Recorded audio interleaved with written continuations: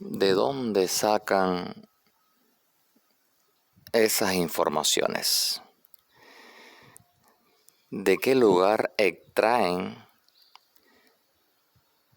las informaciones que comparten en estas conferencias y en publicaciones de internet?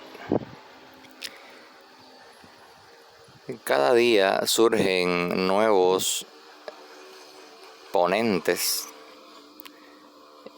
escritores, historiadores o devenidos escritores, historiadores y ponentes que hablan sobre la historia de la Orden del Templo, o sea, de sus inicios, de sus orígenes, de su vida conventual o monástica, de su vida interna y las operaciones que realizaba el Temple en materia de finanzas o de financiación, que le atribuyeron la condición de banqueros de la cristiandad en el siglo XII. Recientemente escuchaba una conferencia, les voy a dejar en la descripción el enlace para que tengan acceso a ella. O sea, estaba escuchando la primera parte de esta conferencia, donde se hablaba de que los templarios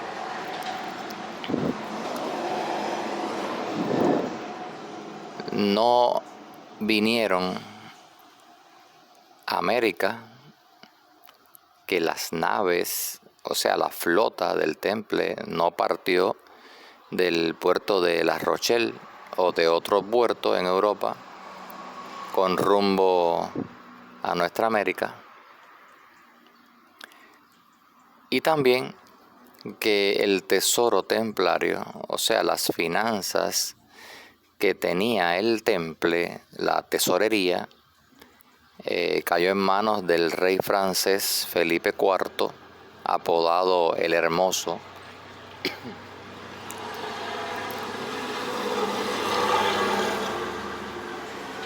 y posteriormente volvió a las manos del Temple en Francia. Semejantes afirmaciones jamás las he visto, jamás me las he encontrado ni en YouTube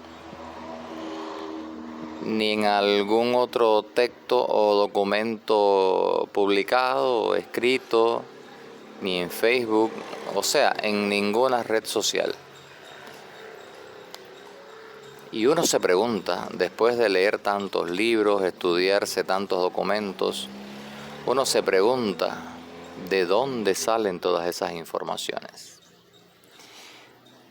¿Acaso me van a decir estas personas que tuvieron acceso a documentos o fuentes fiables que otras personas no han tenido? Tal vez archivos que guarda el Vaticano o algún museo en Europa. Y esto me suena más a fantasía, elucubración. Esto me suena a manipulación. No se trata solamente de hablar del Temple en plan que eran unos guerreros sagrados, sobrenaturales, la milicia de Dios, los hijos de Dios, semidioses. No se trata de eso, pero tampoco inventar aquello que no sucedió, o al menos creemos que no sucedió, porque es muy difícil que alguien en este tiempo tenga acceso a esta información, pues muchos de los documentos y libros de la orden desaparecieron. O sea, fueron quemados, fueron desaparecidos u ocultos. Entonces, la cuestión es que cada vez que uno escucha una de estas conferencias del siglo XXI, que cada vez que uno lee semejantes informaciones, uno se queda con la pregunta, ¿no? Con la duda de dónde salió esta información.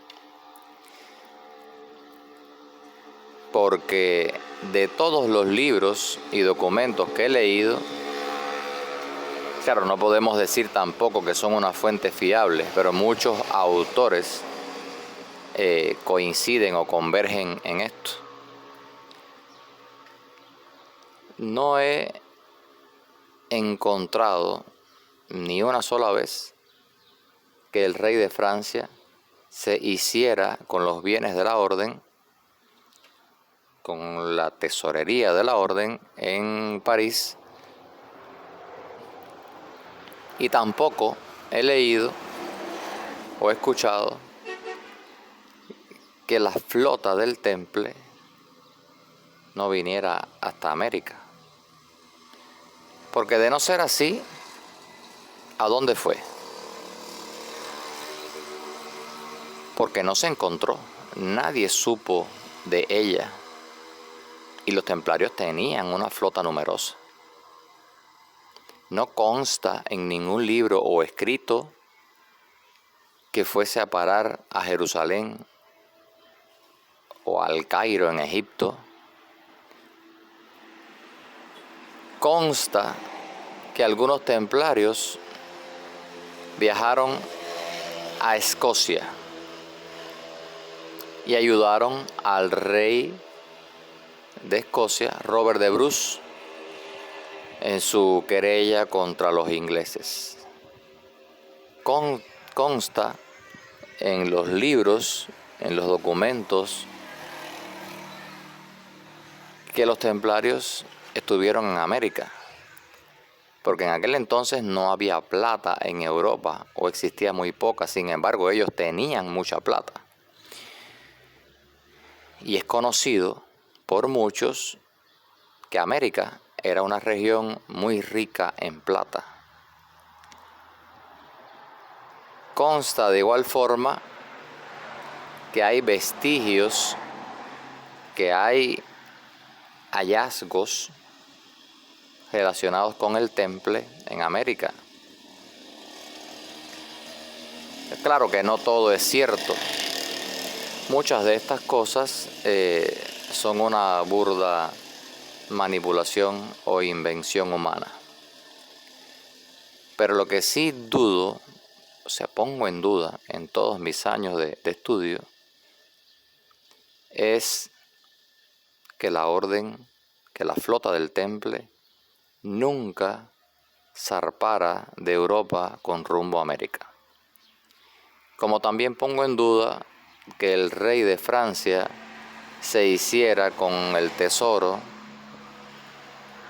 con los fondos de la orden, y que luego los volviese a recuperar. Esto realmente es muy difícil de creer. ¿Se imaginan que el rey tenga en sus manos el tesoro del Temple, los bienes, las finanzas del Temple, y que se lo devuelva? Con lo que sabemos que el rey Felipe IV de Francia era un monarca ambicioso, endeudado y una persona que no tenía escrúpulos. ¿Por qué digo esto? Porque alguien, y sobre todo un monarca, que se invente falacias y mentiras para acabar con una organización, con una orden, religiosa y militar cuyo poderío constituía una amenaza para él y para su reino, era como una espina en el costado. Y este fue el detonante, esta fue la causa primera de la desaparición pública del temple. No podemos decir o afirmar que los templarios desaparecieron completamente, solo que desaparecieron de la escena pública. Para los que no conocen la historia o esta parte de la historia del temple, solamente tienen que observar cuando una persona o un grupo de personas prospera, el resto empieza a verlos con malos ojos. O sea, se hace presente o latente la envidia, uno de los peores males conocidos para la humanidad. El envidioso no quiere poseer lo que tienes, sino que tú no tengas lo que posees. No soportan verte prosperar. Y el temple, en sus orígenes, en sus inicios, comenzó pobre.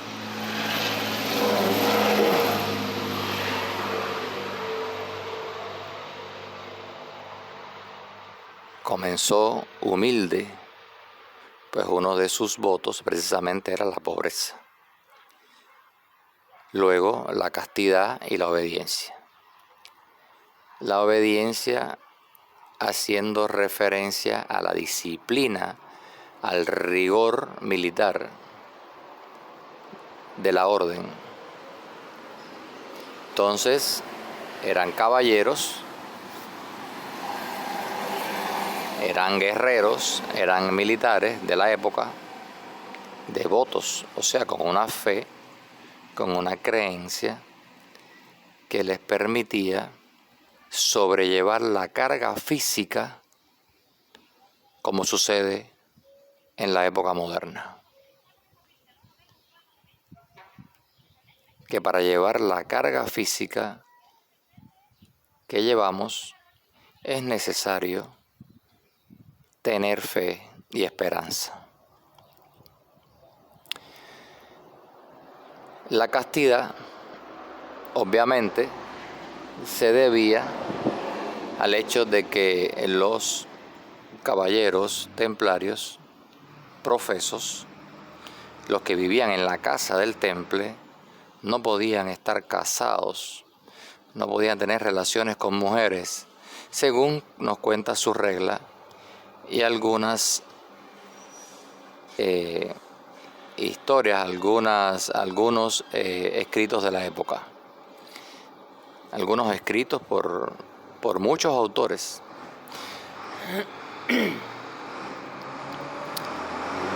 Pero el voto más importante de todos es la pobreza. La pobreza vista desde un punto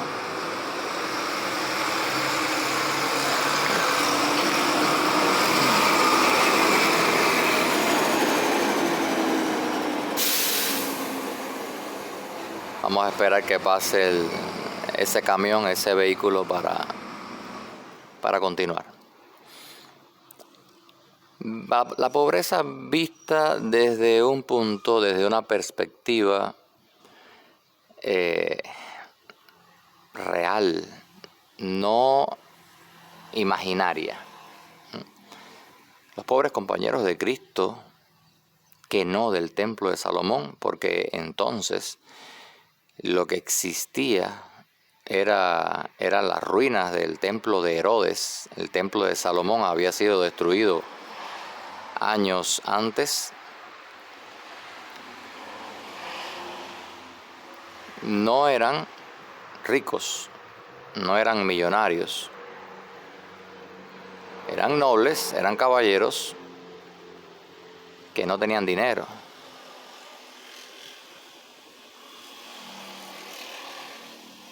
Que fundaron o crearon una cofradía de fieles laicos o religiosos, pero no eran sacerdotes, ni patriarcas, ni obispos, ni mucho menos, como algunos lo quieren pintar.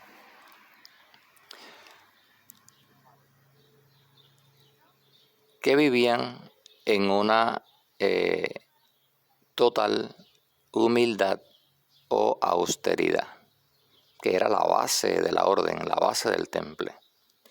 Luego, conforme fueron recibiendo donaciones y privilegios, hablando ya de las bulas papales o decretos pontificios,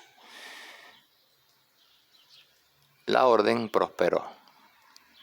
Pero los caballeros templarios seguían siendo humildes, seguían siendo pobres compañeros de Cristo. Es absurdo, es ridículo que alguien intente, que alguien ose decir que se volvieron ricos los templarios. Esto es un absurdo, una barrabasada. Los templarios siguieron siendo humildes, siguieron siendo pobres compañeros de Cristo, porque toda esa riqueza, todos esos bienes en tierras, castillos, villas, finanzas, era de la orden, pertenecía a la orden, a la institución creada por los pobres compañeros de Cristo. Y obviamente una organización, una orden o cualquier estructura que pretenda ser independiente, autosuficiente, autofinanciada o que posea unos fondos, una tesorería para hacer frente a sus gastos que no eran menores, gastos que tenían que ver no solo con la guerra, con el equipamiento combativo, con los corceles, los arneses, las armas, el vestuario, etc., sino también con la alimentación, entre otras cosas.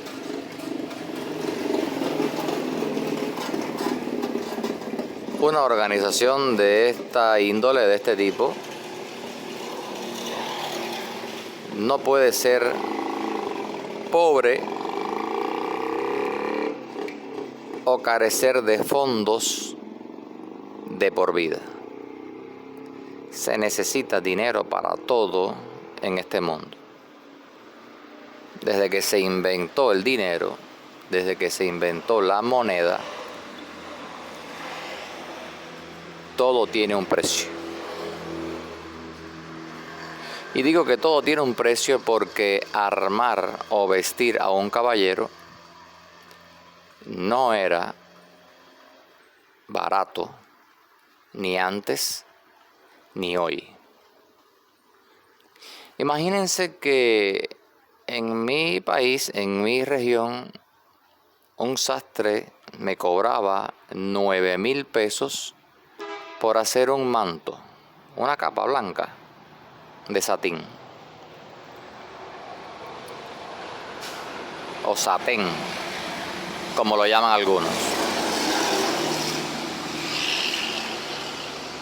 Cuando el salario promedio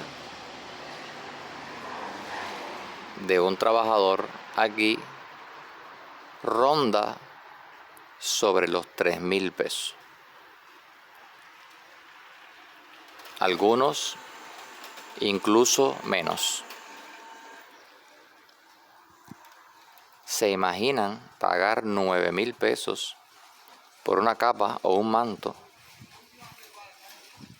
en una sociedad como la nuestra, que no vas a usar ese atuendo, ese vestuario todo el tiempo, sino en un momento, en una circunstancia específica, en una ceremonia, en una reunión o capítulo, en una asamblea.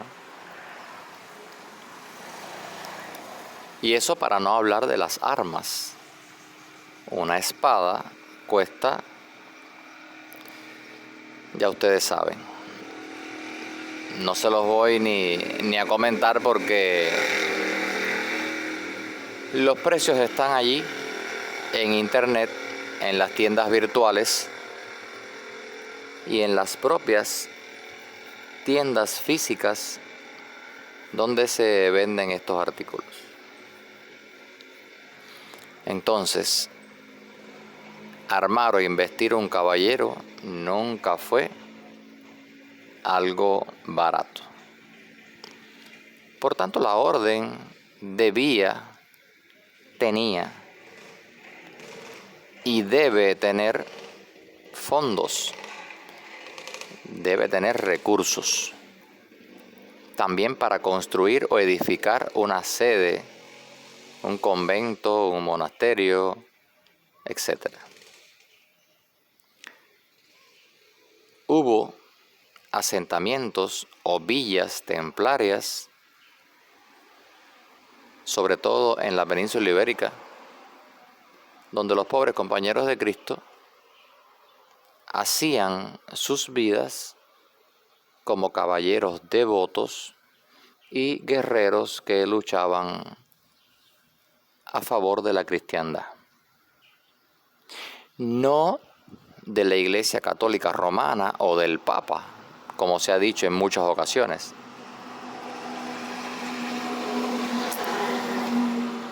Si bien la regla establecía que los templarios debían obediencia al maestre y a los oficiales de la orden, para nadie es un secreto que estaban subordinados directamente al Papa. Pero esto no hacía que los templarios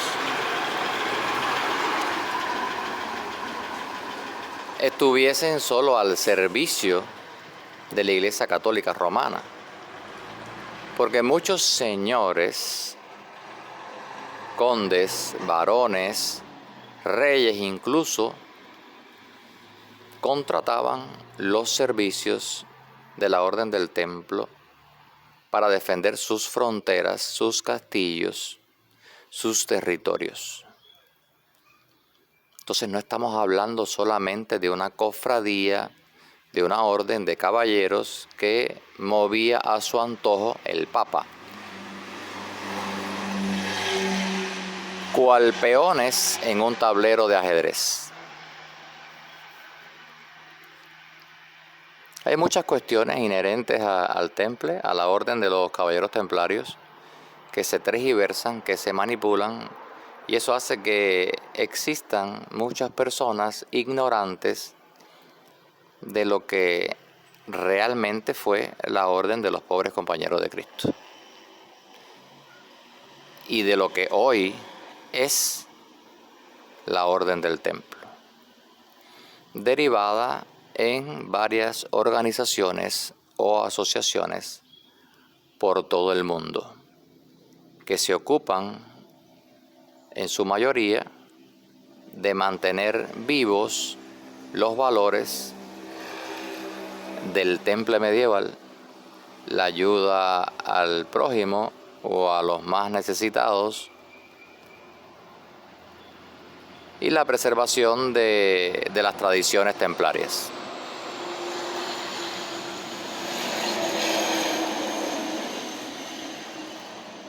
Y allí se los dejo.